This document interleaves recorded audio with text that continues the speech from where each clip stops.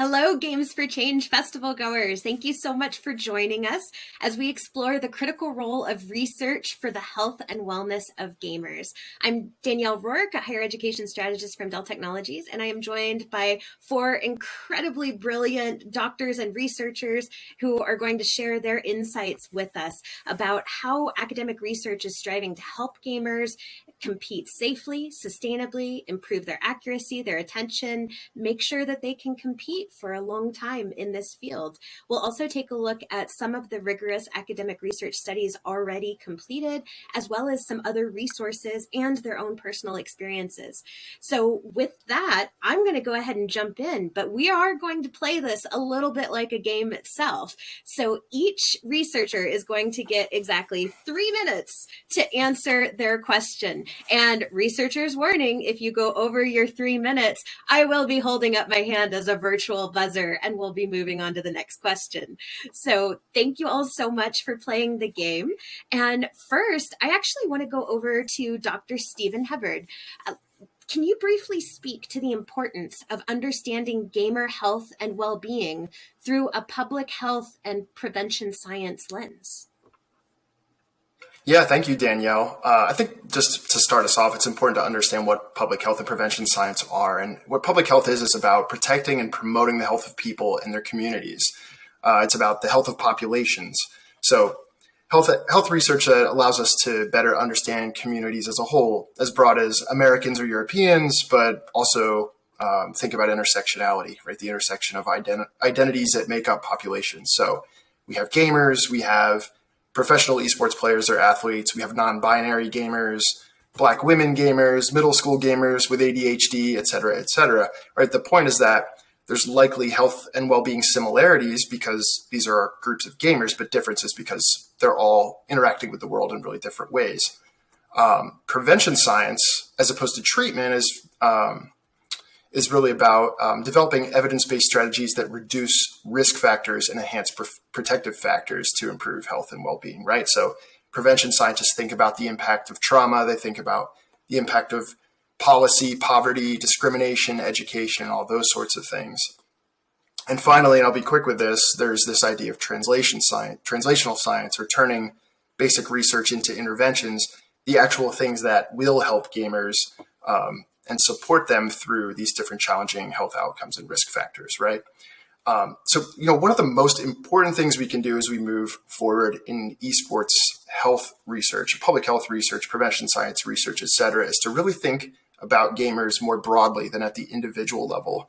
So let's not just think about mobile gamers or Asian gamers or gay and lesbian gamers each in a vacuum, but let's also think about them within their social contexts, right? So each gamer has had a family that they grew up in, or they belong in a certain type of team with a certain type of leadership.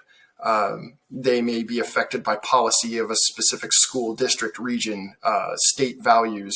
All gamers all exist in online communities, right? There are impacts there on health and well-being. So we need to get this accurate picture of what gamer well-being and performance actually is, by looking at all these different systems around gamers, right?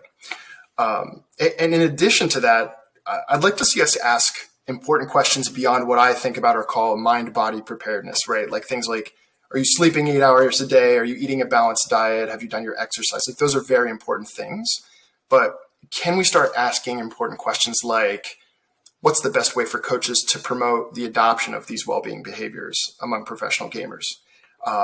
Does a professional gamer's obligation to stream a certain amount of content increase their risk of using caffeine or psychostimulants? How does verbal abuse in a game lobby impact trans gamers' mental health and behavior, right? There's all of these questions that are, they're contextual. Dr. Hebard, you did very good, but your time is up. Thank you. I was almost there. Almost. There was one more thing I really wanted to say. Okay.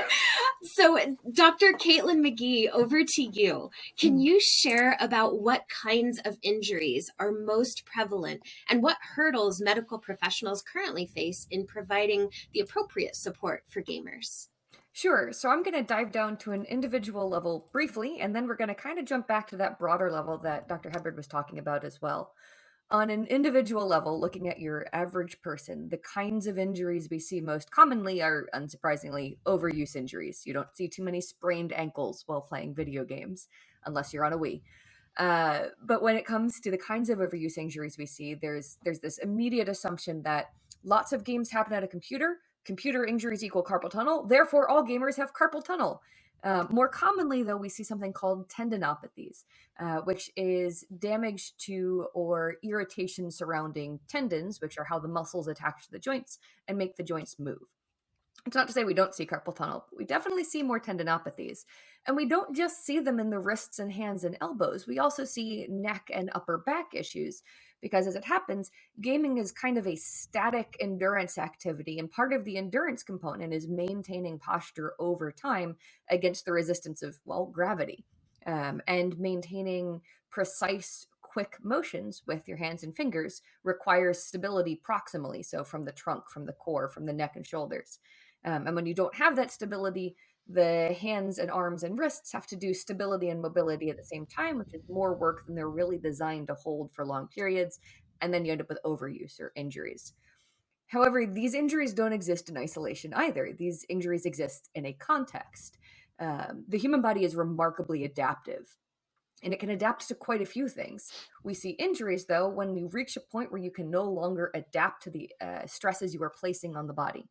And sure, some of those stresses are physical, but some of those stresses may be mental or emotional. Some of those stresses may be related to lifestyle factors like inadequate sleep or poor nutrition and hydration, or even, especially in the case of low back pain, to things like depression and low job satisfaction, which are two of the highest correlates with low back pain, other than, mechanical factors.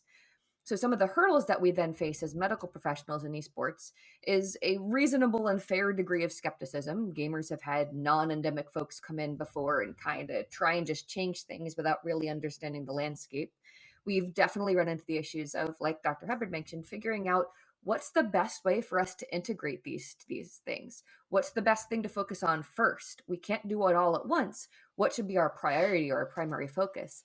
And the answer to that is, which is fairly common to anyone who's ever worked in medicine, is it depends. It depends on the teams, it depends on the players, and it very much depends on how you relate to and connect with them overall. Wow. Dr. Kate. Oh, Dr. Kate totally beat you, Dr. Hebard. I'm so sorry, but you nailed the dismount. Yeah, you definitely nailed the dismount. That was fantastic. Thank you so much, Dr. Kate. So, Dr. Jenny, over to you now. You're working on a literature review of 6 research studies that looked at exercise's impact on esports performance. Could you share a little bit about your preliminary findings? Yeah, so this is some research with some other scholars from Australia and Germany. And I guess let's just start about reminding everybody real quickly about the benefits of exercise.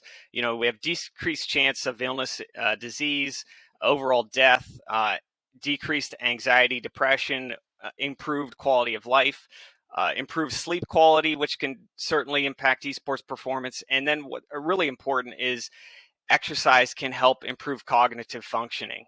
And that really is one of those major important factors in esports performance. So some of the issues with esports is, the popular esports are sedentary, they're seated, and reports range the esports players sit on average between 5.5 to 11 hours per day. And a survey of about 1,700 esports players from 65 different countries found that only about 19% of that sample met the World Health Organization's recommendations for physical activity. And when we look at some of the risk factors of prolonged sedentary activities, such as sitting and playing video games, you have an increased risk of numerous types of cancer, heart disease, type 2 diabetes. And so when we look at exercise can improve cognitive functioning, well, it makes sense that if you exercise, it may improve esports performance as well. And so we started with 3,800-ish research studies, and we came down to only 6 studies that looked at the potential impact of physical activity on esports performance. 4 of them were self-report survey studies. So it's a little bit weaker evidence. All the 6 studies were between 2020 and 2021. So they're all recent studies.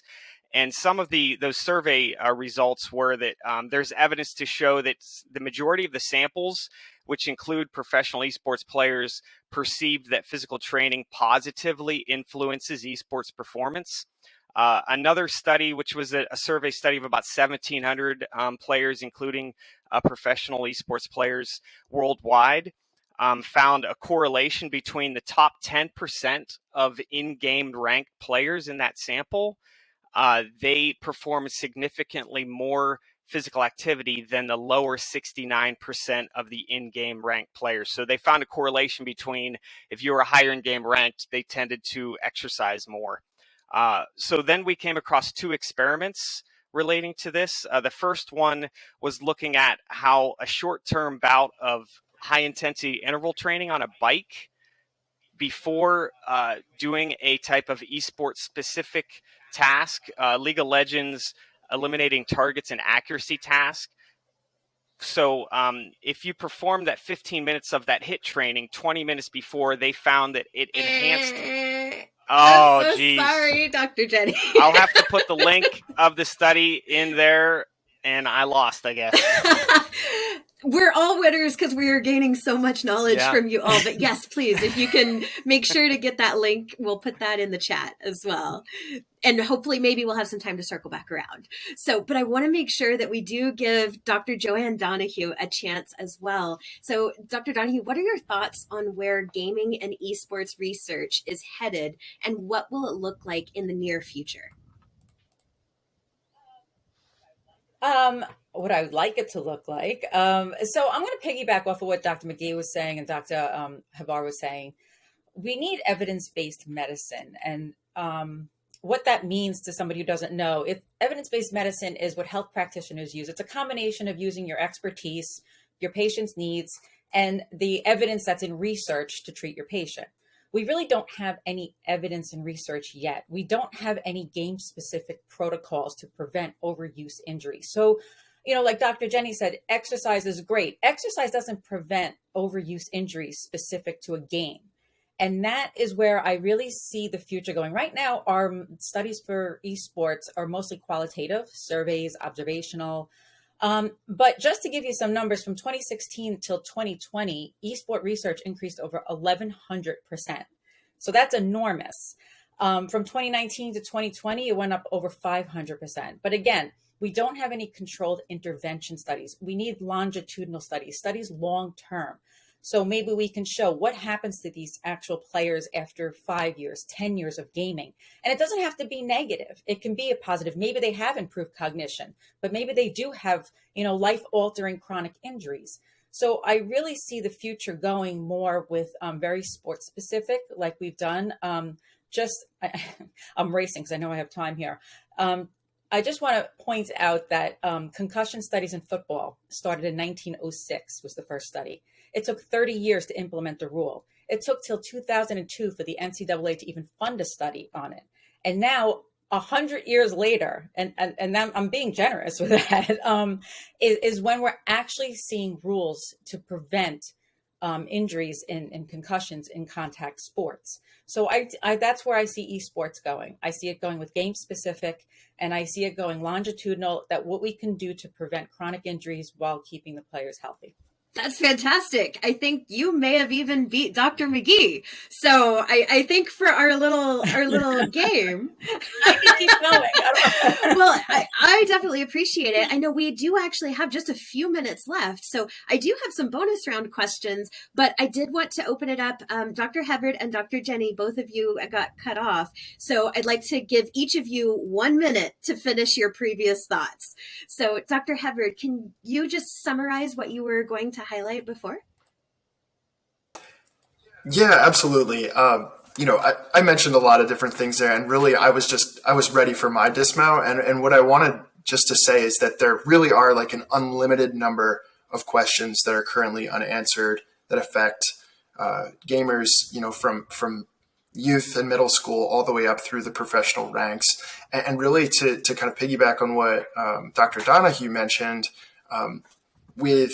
with this basic research done and better understanding the lived experiences of gamers, we can then translate that research into interventions across all of these concerns that we're starting to have. And also we can also identify the strengths of gamers, and we can help them, go further with those strengths, with these interventions. So I guess what I'm trying to say ultimately is that without this research, we can't really support gamers that we know need help and want help in the right way, right? We need an evidence base to provide the right support.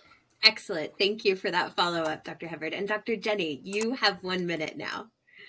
All right, back to the cliffhanger you're all waiting for. So much. The result of that study was that exercise improved capacity to eliminate targets in a League of Legends specific task by up to 9%, and increased accuracy of the attacks by 75%. So that's some of the emerging evidence that exercise can improve esports performance. Another study Joanne and I did, looking at 3 different conditions: continuous gameplay, a 6-minute rest in between 2 hours of gameplay, as well as a 6-minute walk break. And what we found is that the walk break was the most effective in improving cognitive processing, i.e. executive functioning, compared to those other conditions, as well as the sample that we use, which for first-person shooter participants, they preferred the walk break and felt it was most effective compared to continuous 2 hour of gaming or taking a 6-minute rest break. So taking a short little break will not necessarily hurt your performance, which some people think that if I take a break, I'm going to get worse in my game, when really it can potentially help improve your performance.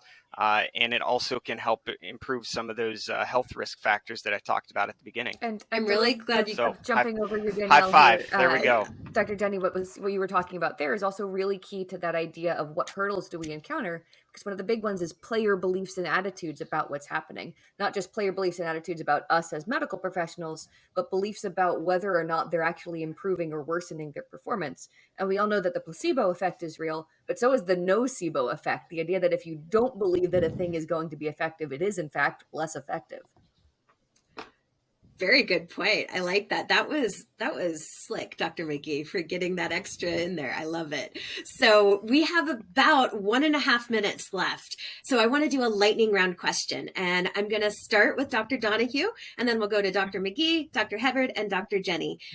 But can each of you share one of your top resources for research around gaming and esports? And we'll see if we overlap or duplicate it all. So Dr. Donoghue, what's your one resource?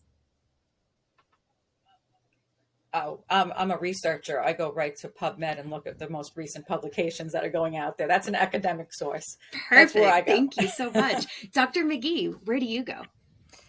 Since that answer's already been taken, I'd highly recommend following Esports Research Network on Twitter, as well as some of the researchers who are frequently tweeted there. It's a really easy way to get breakdowns of the research if you're not exactly comfortable reading and breaking down a whole research paper by yourself. Excellent. Thank you for the suggestion. Dr. Hebard. Oh, but you might be on mute. He's on mute.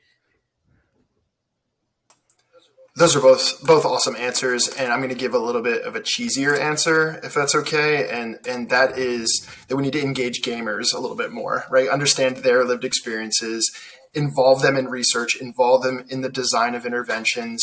And we, as people who are trying to lead research in this field, can help create those opportunities. So the more that we can learn from them, the better. Excellent. Thank you. And bringing us home, Dr. Jenny. Yeah, as Dr. McGee said, there is a literature database in the Esports Research Network website. I'd definitely check that out. I'm one of the senior editors of the International Journal of Esports, which is open access journal online. You can search that and find the articles on there as well. Excellent. Well, thank you so much. That is all the time that we have for today. Thank you, doctors, for playing my little game as we talk about gaming and esports and health and wellness. And hopefully all of the audience members out there can connect with you via links on LinkedIn and Twitter and follow your very, very important research. So thank you all so much for your time. And I hope everybody has a great rest of the festival. Thanks so much. Thanks.